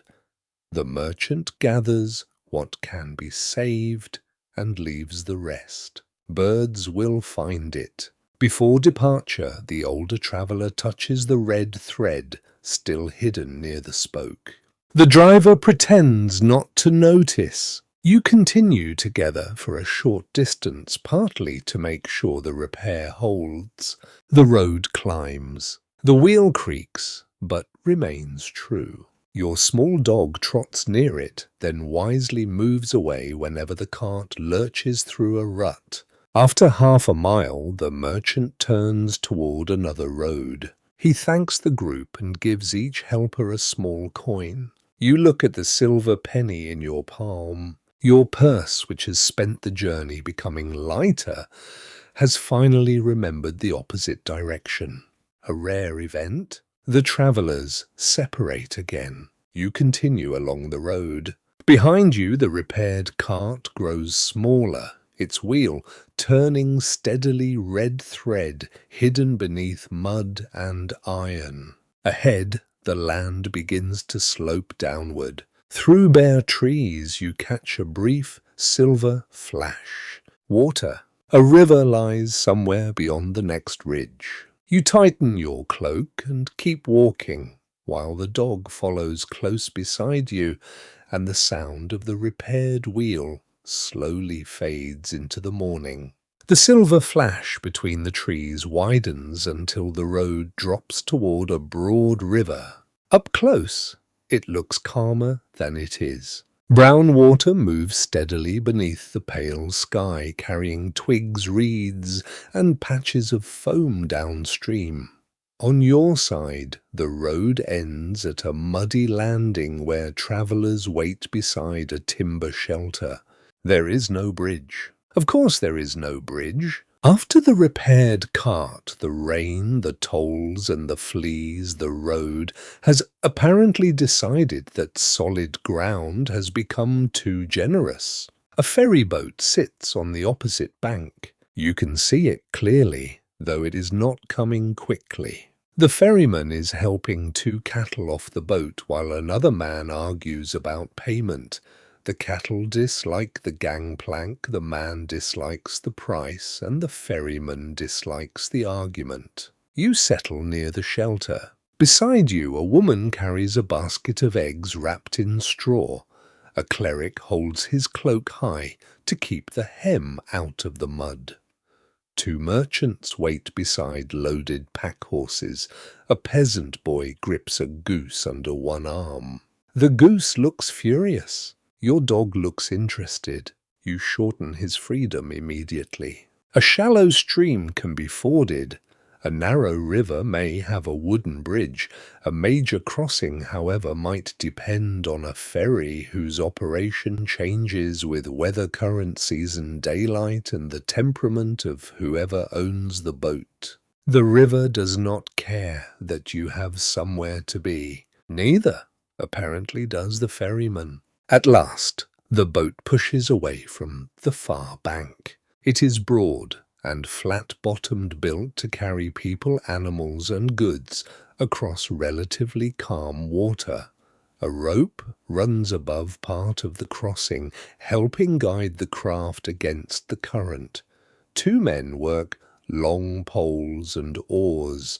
The boat approaches slowly. Water knocks against its sides. The dog presses against your leg. You pretend this is because he is cold. When the ferry reaches the landing, everyone moves at once. The ferryman stops them with one raised hand. He points first to the horses. Animals are loaded carefully because a frightened horse on a small boat can transform a routine crossing into a story told for decades. The merchants lead them aboard. Then come the baskets, bundles, cleric, peasant boy, goose, and finally you. The ferryman looks at the dog. Extra. You stare at him. He stares at you. The dog has crossed bridges, slept in monasteries, frightened rats, and contributed nothing financially to the journey. Now at last, civilization has caught him. You pay a small coin. Your companion steps aboard without gratitude. The boat dips beneath the combined weight. You stand near the center while the ferrymen push away from the bank. Immediately, the landing begins sliding backward. The river feels much larger once there is water beneath every direction you might choose to step. The current catches the ferry. One ferryman leans hard against his pole. The other works an oar, steering the bow slightly upstream so the current will carry you toward the proper landing rather than somewhere inconvenient several fields below. The horses shift. Everyone becomes very still. The goose chooses this moment to complain. The cleric crosses himself. Then the woman with the eggs does the same. Some travellers pray before dangerous crossings, invoking saints associated with travellers' rivers or protection from sudden death. Others carry badges, scraps of blessed cloth, or small charms. Some swear that throwing a coin into the water ensures safe passage. The ferryman notices a young traveller reaching toward his purse. "Do not throw money in my river," he says. Apparently the ferryman prefers donations made directly to him. No one can quite agree whether river spirit saints or practical boatmen deserve the greatest respect at a crossing, but the boatman is the only one currently holding an oar. You keep your coin. Halfway across the current strengthens. The ferry swings. For a moment the far landing moves sideways instead of nearer. Cold wind comes down the river and catches your cloak. You grip the wooden rail. The dog crouches beside your boots with his ears flattened. This is the least confident you have seen him since the geese. A ferryman shouts to his partner. The pole bites into the riverbed. The bow turns. Slowly the boat steadies. Nothing dramatic happens. In medieval travel, this is often the best possible outcome. You begin breathing normally again. Along the far bank stands a small chapel. Little more than stone walls, a roof and a bell hanging beneath a timber frame. Travellers sometimes pause there before or after crossing. A faded painting above the doorway shows a saint with one hand raised in blessing. Those who tell the tale never fully agree why this particular chapel was built. Some say a nobleman survived a flood here. Others say a ferry sank generations ago, and the chapel remembers those lost. A ferryman says both stories are wrong. He refuses to provide a third. The boat scrapes against the far landing. Everyone exhales without admitting they were worried. The horses are led ashore first. The woman checks her eggs. None are broken. The boy releases his grip slightly on the goose, which immediately resumes being offended by existence. You step onto solid ground. Mud has never felt so trustworthy. Near the chapel, you pause to drink from your flask. The ferrymen are already loading passengers for the return crossing. Their day will continue back and forth carrying merchants, peasants, livestock, pilgrims, messages, arguments, and coins from one bank to the other. You enter the small chapel. Inside burns a single candle. A few worn wooden tokens lie near the altar. Someone has left a tiny horseshoe, perhaps, as thanks for safe travel. Another person has tied a strip of cloth beside the saint's image. You touch 2 fingers to the cold stone wall. Not because you suddenly distrust ferrymen, not entirely. Outside, the dog shakes river spray from his coat. You adjust your cloak and return to the road. Behind you, the ferry drifts back into the current. Ahead, the land rises. Far beyond the fields, on a dark ridge beneath gathering cloud, a keep stands against the sky. It looks close. By now you know better. The keep stands on the ridge in the same deceptive way a star seems to hang just beyond the next field. Its towers are dark against the late afternoon sky, and for several minutes you convince yourself that one steady climb will bring you to the gate. Then the road bends. The keep disappears behind a hill. You sigh. The dog does not. He has apparently never trusted architecture at a distance. The track beyond the river is rougher than the road behind you. Rainwater has cut narrow channels through the earth, exposing stones beneath the mud. In places the road climbs so sharply that carts have carved deep, diagonal ruts where wheels slipped sideways under heavy loads. You shorten your steps. Your legs are already tired from the day's walking, and the slope introduces entirely new muscles to the complaint. The land here is less cultivated. Small fields cling to gentler ground, but much of the hillside is pasture. Sheep move behind a low stone wall, pale shapes beneath the darkening sky. A shepherd wrapped in a thick wool cloak leans on his staff while two dogs circle the flock. Your companion notices them. He slows. The sheepdogs notice him. He slows more. You keep walking with the calm authority of someone who has recently paid ferry fare for this animal and therefore expects at least basic diplomatic judgment. The shepherd raises a hand. You greet him and ask about the keep. He points uphill. Before dark, if you keep moving. This is exactly the sort of medieval estimate you have learned to mistrust. You ask about the road. He says it is good. You look down at a channel filled with stones and water. Perhaps standards differ at altitude. The shepherd adds that the upper path becomes slippery near the old shrine and warns you not to take the track through the birch hollow. Why? He pauses. Bad ground. Then, after another moment, and people say things. That is less helpful. Some swear that lights appear in the birch hollow after sunset, drifting between the trees where no house stands. Others say smugglers once used the hollow and encouraged ghost stories to keep curious travelers away. No one can quite agree whether the strange lights belong to spirits, dishonest men, or marsh gas that nobody has the vocabulary to explain. You choose the upper road. The dog approves by continuing to follow you. A cold wind sweeps across the slope. You pull your fur-lined cloak close, grateful for every scrap of warmth trapped beneath it.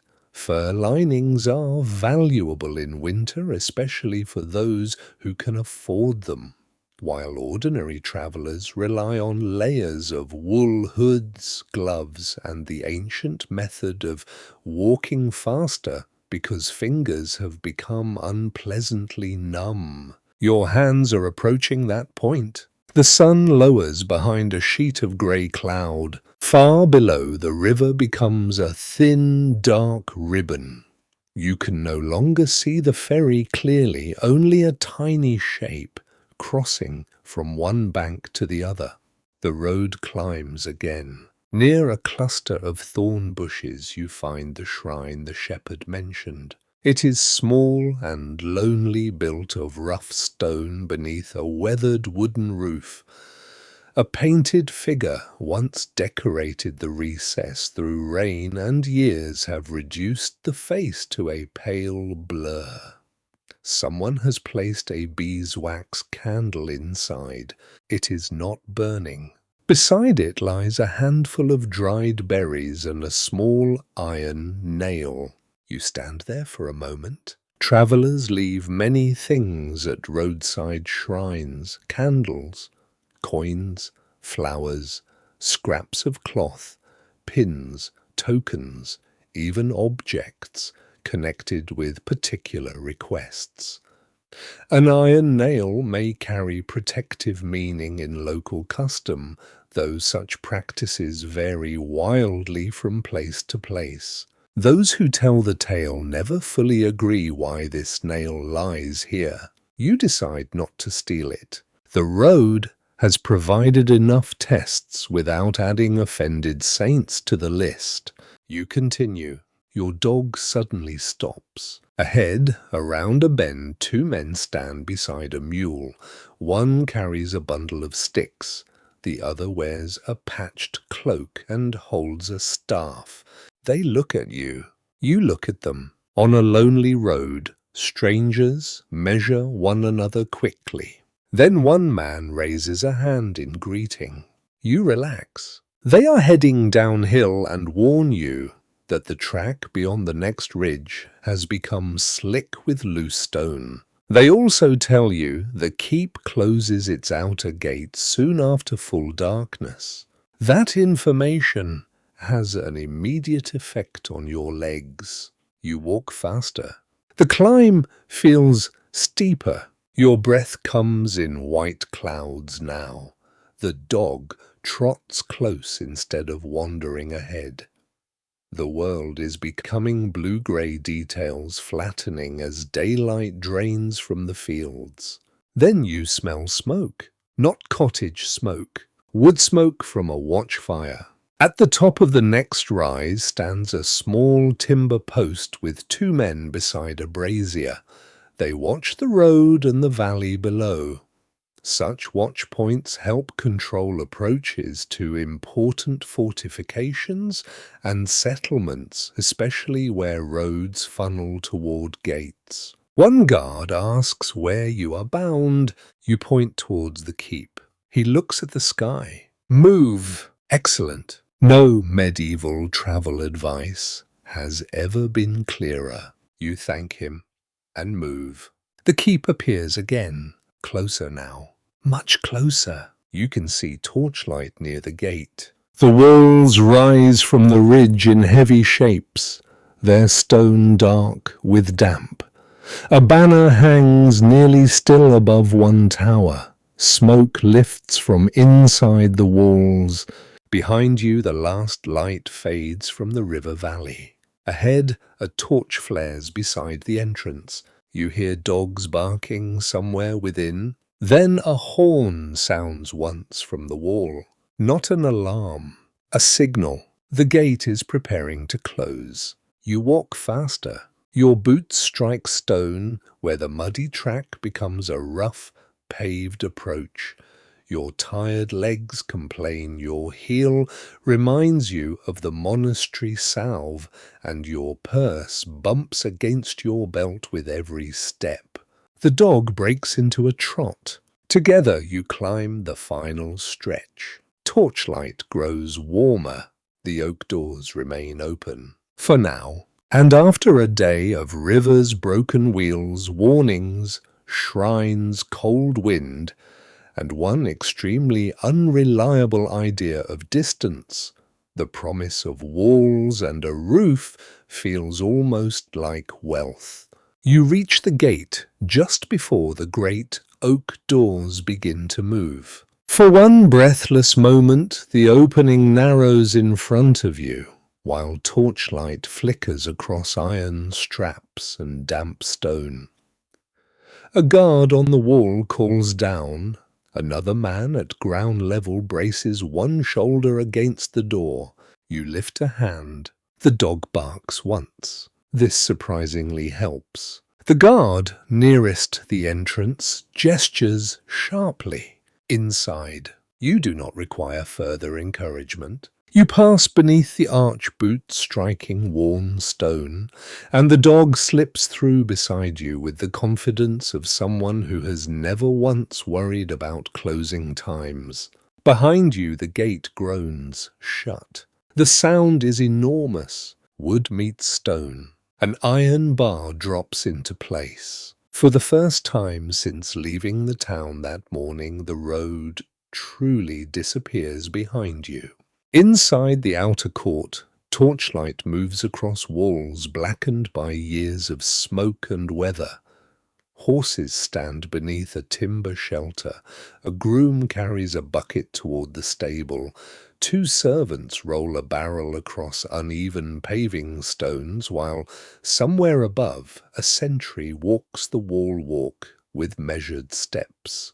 You stop to catch your breath. Your hands are cold. Your legs feel hollow. A man in a dark wool cloak approaches and asks your business. You explain that you are a traveler seeking shelter. He studies you carefully. Hospitality within a castle or fortified manor depends greatly on who you are, whom you know, what message you carry, and how crowded the household already happens to be. A noble guest may receive a chamber servants and generous food. A messenger might be admitted because of his duty. A poor traveller may be directed toward a lower hall stable building chapel shelter or settlement outside the walls.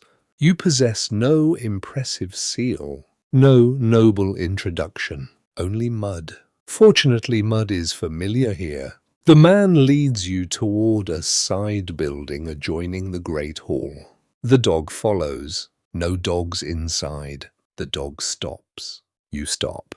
The man looks at the dog. The dog lowers his ears with such calculated sadness that you begin to suspect this entire journey has been a long campaign of manipulation. After a pause, the man points toward the hearth entrance. Keep him out of the kitchen. A triumph. You step inside. Heat, smoke, and human noise close around you. The hall is large, but hardly warm in every corner. A fire burns in a central hearth, sending smoke upward toward roof vents, though much of it prefers wandering through the rafters first. Rushes cover portions of the stone floor. Long wooden tables stand on trestles, some already cleared after supper.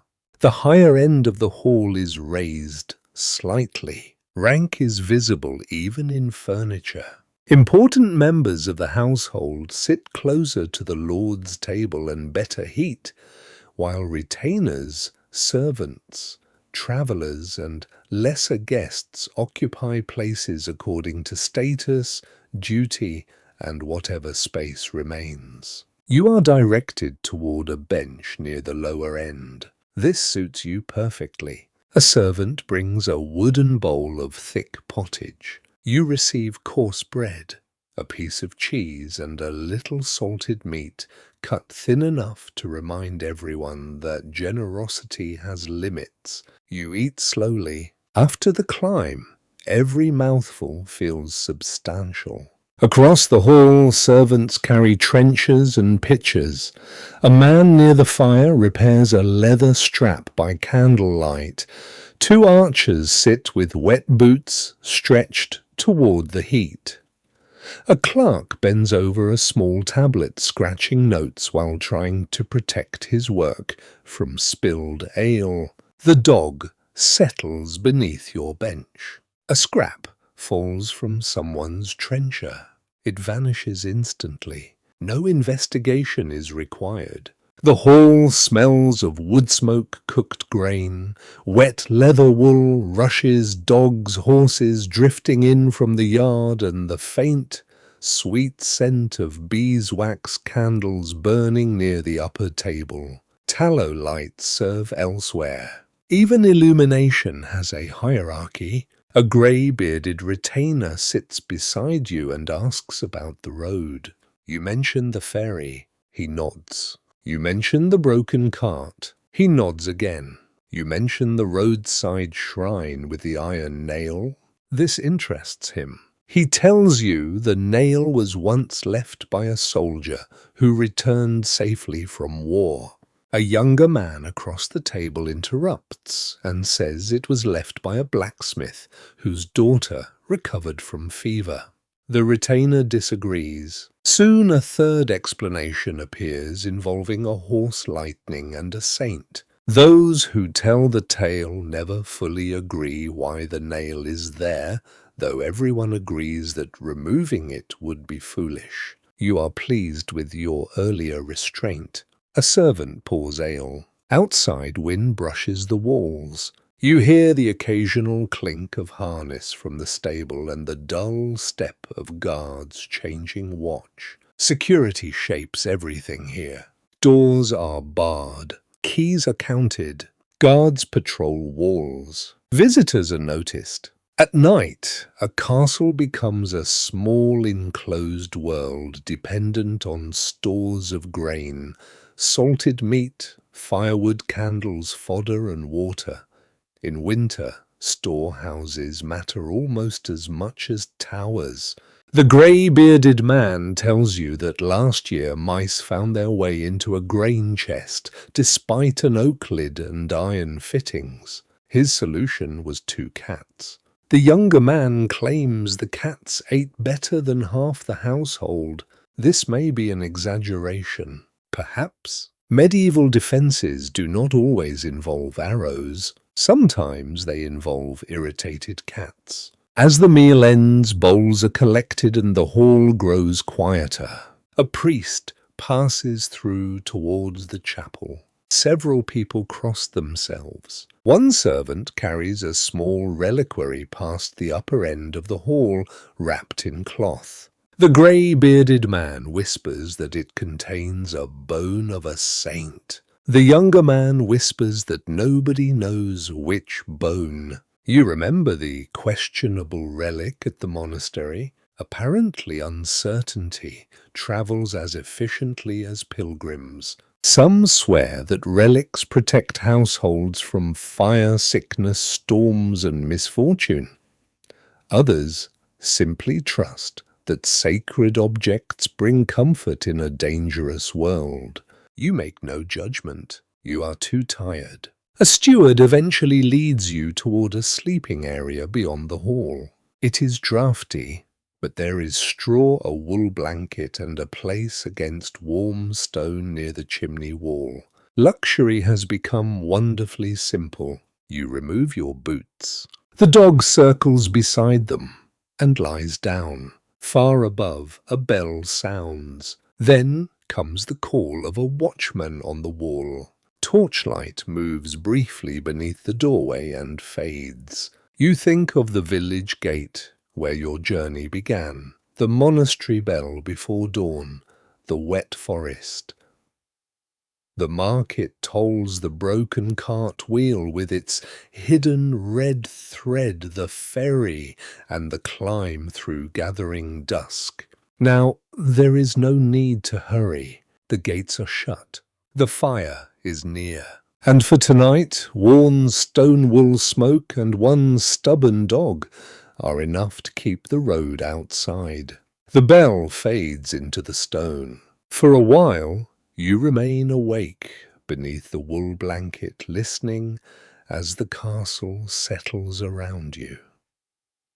The great hall beyond the passage has become almost silent. Only an occasional footstep crosses the rush-covered floor, followed by the faint clatter of someone setting down a wooden cup or banking the hearth for the night. The dog sleeps against your boots. His breathing is slow and steady. You wonder when exactly he became yours.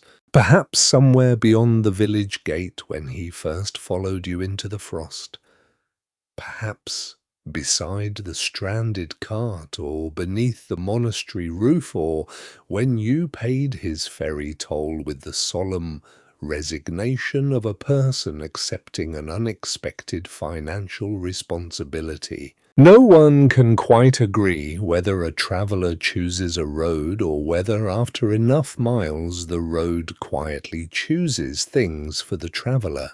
You smile at the thought. Outside, winter wind moves along the castle walls. It slips around towers, touches shuttered windows, and passes over the same ridge you climbed before darkness. Somewhere on the wall walk a watchman calls the hour. His voice travels briefly through the night. Then silence returns. Your memories of the journey come back in small pieces rather than in order. You remember the first monastery bells sounding through river mist before dawn. You remember damp straw beneath your feet while you dressed in the cottage and the half-burned beeswax candle trembling beside the iron key. You remember believing the road ahead would be simple. That particular innocence did not survive long. The King's Highway became mud and wheel ruts almost immediately. There was the toll-keeper who charged you to cross a bridge that seemed deeply unconcerned with where its maintenance money had gone. There were frozen fields, suspicious farm dogs, and the boundary stone that supposedly moved at night. Some swear such stones still wander when nobody watches. You remain unconvinced. Mostly. Then there was the forest. Even now, lying safely beneath stone walls, you can almost smell wet leaves and charcoal smoke. You see the soot-darkened charcoal burner tending his mound among the trees. You hear the stream crossing the path and remember cold water slipping into your boot. You remember the little charm tied with red thread beneath the wooden cross. You did not touch it. This continues to feel wise. The monastery returns next. Warm pottage, coarse bread, dry straw stuffed inside your boot. The guest brother with his enormous ring of iron keys, and somewhere behind an iron screen a relic whose history nobody seemed entirely willing to guarantee. Faith, you learn, travels comfortably alongside uncertainty. So do rumors. You remember walking with pilgrims the following morning, their staff striking the frozen road in a slow rhythm. Step, tap, step, tap. A scallop shell badge catching weak sunlight. Bread shared beside a wall. Stories of healing bells, blessed cloth saints, charms, and grandmothers who apparently cured nearly every human complaint with onions. The castle fire shifts nearby. One ember collapses softly into another. Your thoughts continue wandering. The market town appears again, bridge tolls, pigs blocking the road, guards inspecting bundles, merchants preparing stalls beneath gathering cloud. Then the rain. You remember sheltering beneath the gatehouse while wet horses steamed beside the brazier and strangers debated whether a damaged bridge existed at all. The farmer's basket, the angry geese. Your dog retreating behind your legs with considerably less courage than he usually advertised. You almost laugh. Almost. The night is becoming too quiet for laughter. Instead, you listen. A timber beam creaks somewhere overhead.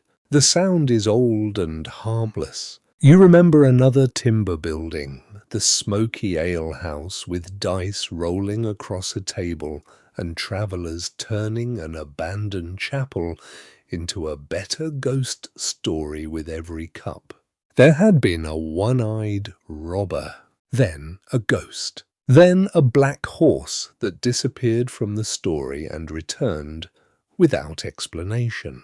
Those who tell the tale never fully agree. Perhaps that is part of travelling too. Roads carry people, but they also carry stories, and stories rarely reach the next village exactly as they left the last. Your hand rests near your pouch. Inside remains the dried sprig of rue given to you before departure. It is crushed now, probably useless. You keep it anyway. Near the pouch lies the extra silver penny, earned while helping repair the merchant's broken cart. You remember lifting the axle from the mud, watching the driver shape ash wood into a replacement spoke, and seeing that thin strand of red wool tied quietly around the repair. For strength, the old traveller had said. Perhaps the wheel needed craftsmanship. Perhaps it needed luck. Perhaps travellers need both. The river comes next, in your memory. Cold brown water. The flat ferry, shifting beneath horses. The cleric crossing himself. The ferryman objecting to anyone throwing perfectly good coins into his river when those coins might instead be handed directly to him. Then the climb. The distant keep that refused to become close. The lonely shrine beneath its weathered roof. The watchfire. The warning to move quickly. Torchlight growing larger while the gate prepared to shut. And finally, the enormous sound of oak doors closing behind you. All day shelter had remained somewhere ahead. Now you are inside it. The realization settles softly. Your medieval journey has not been made of grand battles or shining knights charging beneath banners. Mostly it has been mud, waiting, bread, cold fingers, directions given beside hedges, coins handed across tables, strangers sharing fire, people repairing what breaks because nothing can simply be replaced, a prayer before a river, a bell heard through fog, a blanket offered when darkness comes. Travel is slower here, because the world itself feels larger when every mile must pass beneath your feet. And now even those miles begin to loosen their hold on you. The fire grows quieter. Your breathing becomes slower. The dog shifts once beside your boots, then settles again. There is nothing left for you to repair tonight. No ferry to catch. No gate to reach before darkness. No toll keeper waiting beside a bridge. No muddy fork where you must decide which uncertain advice to trust. The road can remain beyond the walls. For now you are warm enough. The stone beside you holds a little of the hearth's heat. The wool blanket grows heavier and softer as you stop noticing its roughness. Somewhere far away, perhaps beyond the ridge, perhaps only inside your memory, a monastery bell sounds once. You no longer need to count the hours. Let the castle become quieter now. Let the last torch along the wall shrink to an ember of orange light. Let the market square empty. The ferry rope hangs still above dark water, and the forest paths disappear beneath moonless branches. The broken cart rests somewhere beneath a shed, its repaired wheel holding.